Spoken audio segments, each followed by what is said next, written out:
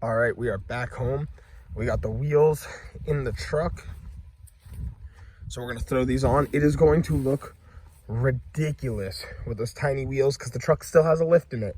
So later on, I'm getting the flip kit and we will start working on lowering down the truck. It'll close up the gap and it won't look so goofy. It'll still sit pretty high, but it'll be more proportional. But we're gonna go swap those out now. Just for a quick measurement, we got about 33.5 inches at the wheel well in the front. And just on wheels alone, we are now at 30, I'll say 31.5, just to make it as simple as possible. But that's what it looks like.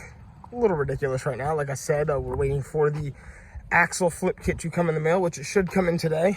Something I did realize that I'm going to come across in doing the Axel flip kit is my e-brake is going to hit my frame, so I might have to reroute that or do something with it, but we'll get to that when we get there. Yeah, definitely interesting. I do have 2-inch like almost an 1.5 to 2-inch lift with that shackle back there from Rough Country. They give you a shackle that's a little bit taller, so once we go back to stock, it'll level the truck back out, which will be a good look because it's way higher in the rear. And yeah, like I said, we're just waiting for that to come in. We'll crank down the torsion bars and see where the truck sits. All right, guys, it is here. We just got the flip kit. I'm going to spend tomorrow trying to assemble this. Basically, I might be able to give you a rundown now that the wheel's out of the way. So essentially, in the most basic words possible, I'll show you all step for step. We're going to take our axle. I might have to disconnect the e-brake and leave it disconnected for right now. I don't know what that's going to do to our drum. I don't know if it's going to leave something hanging. We'll figure it out all as we go. But right now, we're going to talk about the flip kit. We're going to take our axle and we're going to disconnect it entirely off the drive shaft and everything. Disconnect the leaf springs, bring our axle up on top. And then from right there, this is going to sit underneath our axle. I have plates that go on the bottom of the leaf spring and some U-bolts that'll go in after. It'll be set to go. It's going to make a ton of sense. I'll walk you guys through the process. We're going to come back out tomorrow morning and set it all up. These are off of a like 70s style Chevy. It's the closest thing. I think it's a 3-inch tube, and these are 3-inch flip kit brackets. So we're really going to make this work. I've never done it before. I don't know if anybody's ever really done this on the 4x4 hard bodies. If so, very few. There's no real support for this. I mean, it's dumb to lower a 4x4, but we're different, so we're sending it. So I'll see you guys tomorrow morning. Hey guys, quick editor's note. If you're looking to do this yourself, make sure you watch until the end of the video because there's very useful information at the very end. I go step through step of what I do, but I have to make some changes at the end, so make sure you watch till the end. All right, it's a new day. We just pulled the truck over here. It's a little wet because I'm sure it frosted overnight. It's getting pretty cold at night now. But now we're going to start the axle flip kit. I think my first idea is I'll probably disconnect the drive shaft. And I think I have enough play in my drive shaft to do this. Can't really see it, but all the way up in the front there, you can see the drive shaft could go in a little bit more. I got about 1.5 inches to about 1.5 inches of play. So we're gonna disconnect that drive shaft. Not 100% sure what I'm gonna do about the parking brake yet. I'll figure that out as I go. But we're going to start swapping over this axle. So first step is get your wheels off. We got those off. I know you guys know how to do that. So my theory about removing the e-brake for now is looking good. When the e-brake is released, there's no play. So it's not like something's going to be dragging in your drum. So I'm going to figure out how to remove this somewhere over there. I'm sure there's a easier way. But yeah, this is just going to come off. That way when we hit a bump, it doesn't hit the frame and lock up my back wheels for no reason. Everything's a big learning curve. So I think, like I said, we're going to disconnect that drive shaft now.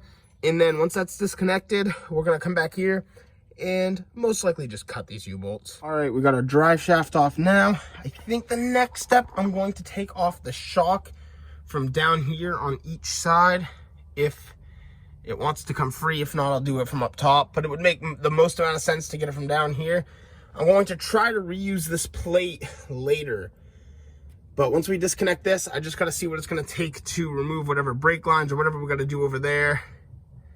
And then we should be able to disconnect the axle. All right, we've gotten our shocks out of the way. Remember, we want to try to save this plate for the next step. So what we got going on now is this shock's just fine where it is. I stripped the bolt on the bottom over there. I did luckily get it off, so the whole shock is on the ground. So I guess maybe I'll look into seeing what it's going to take to get this e-brake cable off. And then after that, I'm going to try to disconnect those U-bolts. So this piece right here is our e-brake cable. It goes all the way across. And what I noticed is right here, there's a little pin. We're going to release this pin, push it down, and get this cable out of here on both sides. So for that side over here, I ended up just cutting it. That pin is not going to come out. And realistically, to reattach an e-brake, I'm going to try to find a two-wheel drive e-brake setup. I'm going to just kind of go from there. But right here, it's just a nut. And you want to grab this with some vice grips. And I think we can maybe pull this cable out. I mean, we're just kind of figuring it out as we go. Okay, so thankfully the driver's side of the e-brake has a lot more play and everything. Like this moves, like on that side, it's all molded as one piece just from time corrosion. So we're gonna grind this little stub down a little bit, that pin that didn't come out, and hopefully I can pop this pin out. Tuck the e-brake off to the side for now. One other thing I'm gonna do too before we get to removing those U-bolts, I thought we were gonna do that a little earlier. We're gonna remove these brackets for the bump stop. We're not gonna come across any issues with it, but they're just there. So we're gonna take that out real quick on both sides. Okay, so I've already started, but now we're gonna take out the U-bolt. I literally only have one left. Now that I started the camera, I realized I didn't film that, but it's all good. So one of the things we gotta do is you gotta get under here. These are the factory U-bolts still, so they are a little rotty. Like there's just a lot of corrosion on them. So I swapped between 20, 19, and 18 millimeter sockets. When doing this kind of work too, I highly recommend picking up like a good point or a good set of these like sockets. They really help extract stripped bolts. And wow, they have done me some magic in here. Another add-on too, this isn't really so much of a how-to. I mean, I guess I'm trying to walk you guys through it, but there is no more e-brake brackets either. So we've almost gotten the diff off. I put a tire in front of it, so when we release it, it's just gonna fall forward and land on the tire. But I got one more nut to go. That side is disconnected, so looking good so far. So this is kind of like a moment of truth sort of thing here. Going to really need to be careful here. I have my jack on leaf springs, not because I wanted to, but it's because it was the only thing I could grab. So we're gonna try to lower this down slowly and see what happens. Very beautiful. That tire was a good call. Oh. All right, and it's just the brake hoses and lines holding it up, which isn't a great thing. You really don't want to have that kind of pressure on those things, but that's okay. I might have to disconnect them to get them up onto the leaf springs. So just really quick, this is what I'm talking about. Right over there, plenty of space to lift up that side and put it through that hole. But right here, this drum being so big won't allow us to pull it far enough over. So gotta kind of just strategize, lift this up somehow to get the drum through and still have that open space to get the drum through on that side. So I gotta lift up the truck some more. Okay, we've gotten one leaf spring out.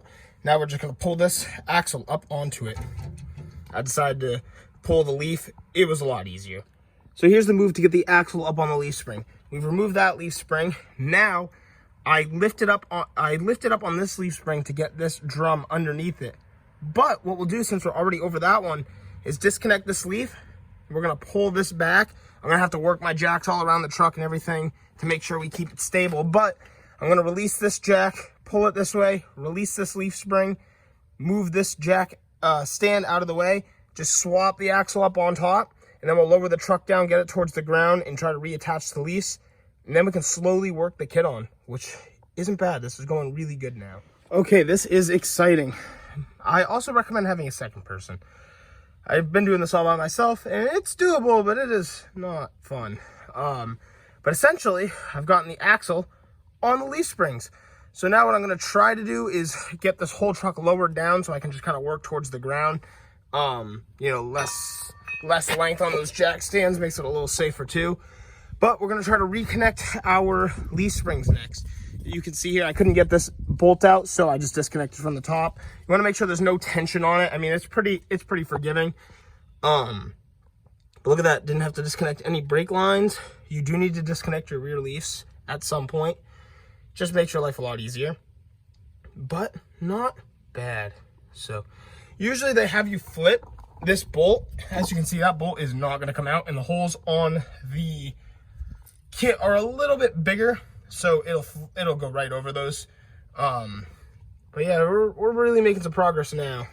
Okay, I'm feeling some real excitement now. Look how much lower that bumper sits. Woo! Remember, we're lowering it down. It's going to be low, but it's not going to be slammed. I mean, we're just doing a flip kit. What's cool about these trucks being 4x4 is you don't have to do the hanger redrill. It's basically done from factory on these. On a two-wheel drive, this sits about 2 inches, 3 inches lower. And what you would do is you would redrill your hole, you'd lift it up, you'd cut off the excess. On this, it's already there. So essentially, putting this up on my leaf spring, I already have the 2-inch drop done. So if I want to be as low as the purple truck, I just have to add 4-inch blocks. And we'll see how that goes when we get there. I mean, this is my winter truck, so I don't know. We'll see when we get there. I wouldn't mind putting some blocks under it, though. But until then, now what we have is this cradle. And basically, you have this little hole that's off-centered. This is going to go right here. The off-centered piece is going to go towards the front, and all the extra space is going towards the back. We're pulling the axle away so your drive shaft can still fit and everything like that. This is a 3-inch cradle, so it fits right on this axle tube perfectly. So I'm going to drop this on top of this cradle, put my U-bolts in once I straighten out the differential, and we'll just start tightening it down. Now, remember, this is going to be a multiple part series.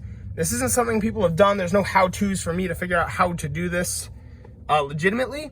So right now, I don't have a place for shocks. Once we get there, I'll kind of show you my idea. We'll probably make a little bracket that will go, there's going to be a plate that goes down here, the U-bolts go through it, and we'll make a little bracket that can hold a shock sticking out that way, and we'll put it through 2 of the U-bolts or something like that. We'll make something cool to make it so we can continue to run shocks. But until then, it'll be shockless until a different video.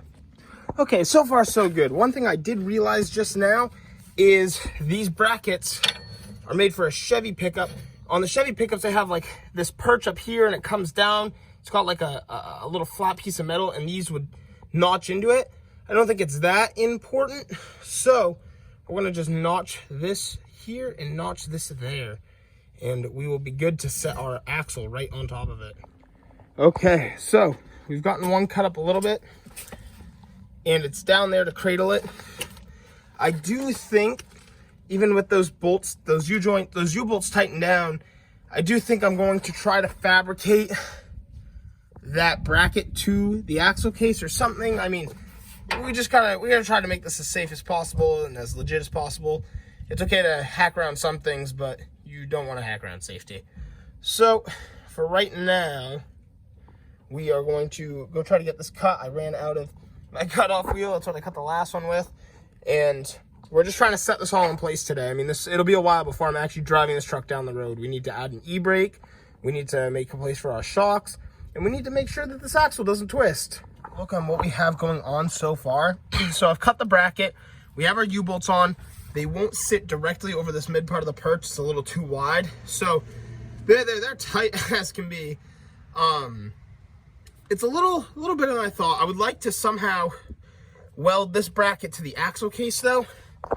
So in a future video, we will probably end up doing that, or I'll just do it on my own time. But definitely gonna clean this up, and try to weld them together. That way the axle has no way of just tilting when you gas it. We have our pinion angled up just a little bit, so everything's not too bad. I'm just kind of working on that side. I had to get one new U-bolt that's way longer than the rest, so I gotta cut that up and get it to fit.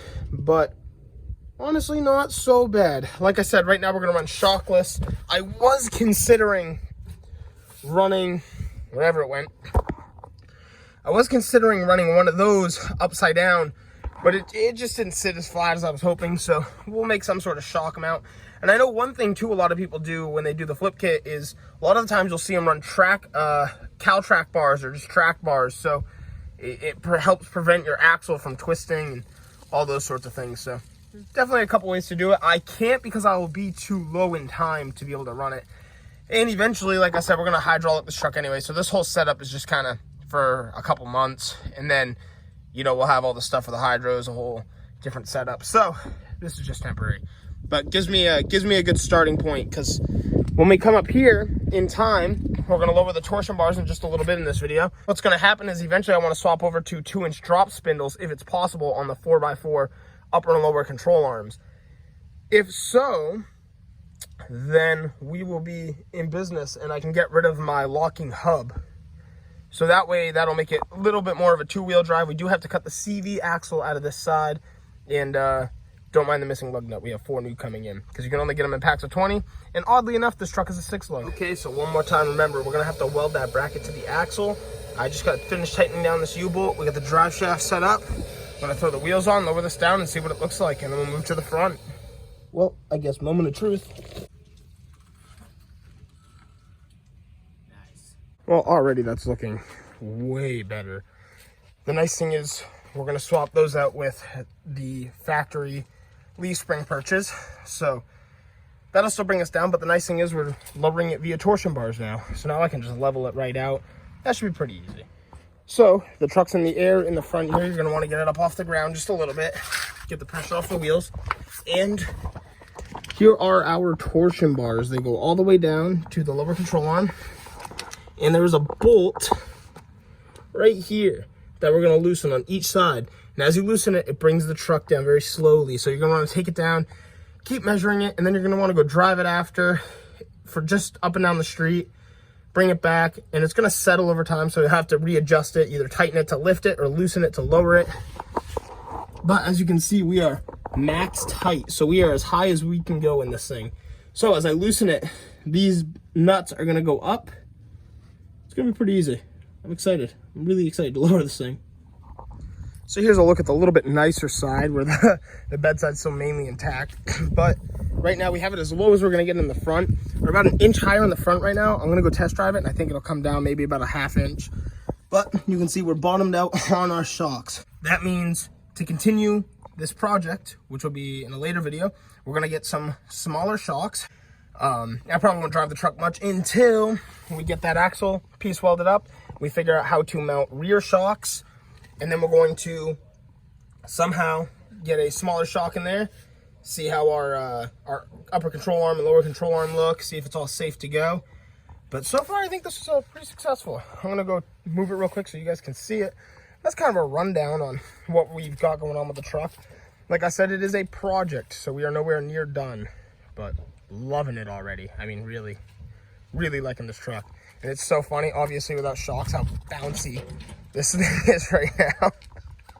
Just for a quick measurement, we got about 33.5 inches at the wheel well in the front there. Really quick, too, one more round of measurements. So I just showed you guys the first one before the new tires, and we are now at about almost 26 inches. All right, so really quickly, I'm just going to show you guys one of the things I'm working on right now. It'll probably be a lot better by the time I post this video, but it is super hack. I wouldn't recommend really doing this ever, but this bed is done. Like this is only going to see one more winter, hopefully. But essentially, I just added in the fender flare again. I never thought this would go back on because this bedside was so gone.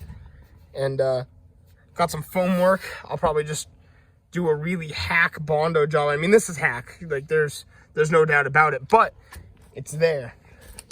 Now, on this side, we gotta Bondo that side up as well. We just threw a coat on it to close it up for right now. But yeah, it's not pretty, but it's a lot prettier than having big holes in my bed. I'd rather it look rotted than have giant holes, and I need to do this to pass inspection. So after this, we'll be doing pretty good. It didn't settle much of anymore, obviously because it's riding on that front shock. But again, we have a whole plan of things that we need to do in an upcoming video. So this is just a start. So don't yell at me. It's a project. But this is awesome. Really, really, really happy with the way this looks. Took it for just a quick rip up and down the street. And whew, but that front's going to come down a lot.